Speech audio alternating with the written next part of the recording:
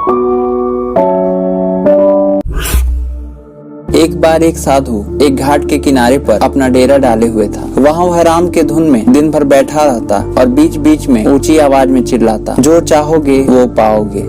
उस रास्ते से गुजरने वाले लोग उसे पागल समझते, वे उसकी बात सुनकर अनसुना कर देते और जो सुनते भी वे उस पर हंसते थे। एक दिन एक बेरोजगार युवक उस रास्ते से गुजर रहा था। साधु के चिल्लाने की आवाज उसके कानों में भी पड़ी, जो चाहोगे वो पाओगे, जो चाहोगे वो पाओगे। ये वाक्य सुनकर वह युवक साधु के पास आ गया और उससे पूछने लगा, बाबा आप बहुत देर से जो चाहोगे वो पाओगे चिल्ला रहे हो, क्या आप सच में मुझे वो दे सकते हो जो मैं पाना चाहता हूँ? साधु बोला, हाँ बेटा, लेकिन पहले तुम मुझे ये बताओ कि तुम पाना क्या चाहते हो। युवक बोला, बाबा मैं चाहता हूँ कि एक दिन मैं हीरो का बहुत बड़ा व्यापारी बनूं। क्या आप मेरी ये इच्छा पूरी कर सकते हैं?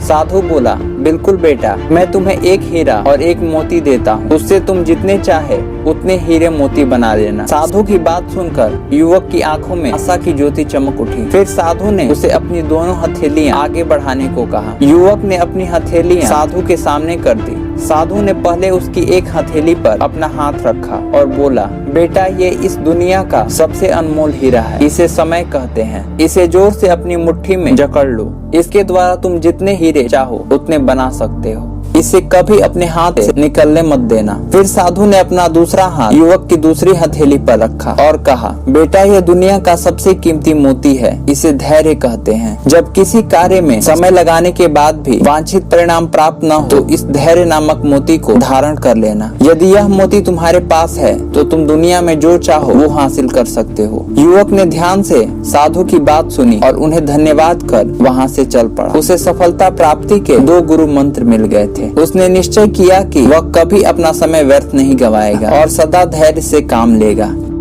कुछ समय बाद उसने हीरे के एक बड़े व्यापारी के यहाँ काम करना प्रारंभ किया। कुछ वर्षों तक वह मन लगाकर व्यवसाय का हर गुण सीखता रहा और एक दिन वह अपनी मेहनत और लगन से अपना सपना साकार करते हुए हीरे का बहुत बड़ा व्यापारी बना। आजकल के जीवन में अधिकतर लोग अपने समय का दुरुपयोग करने लगते हैं। कभी कभी लोग अपने धैर्य को भी खो बैठते हैं, जिससे वह दिशाहीन होने लगते हैं और भटकने लगते हैं। इसीलिए अगर जीवन को बेहतर बनाना है तो हमें हमेशा समय और धैर्य को अपने साथ रखना होगा, जिससे हम आगे बढ़ते रहेंगे और एक दिन सफल भी होंगे। धन्यवाद।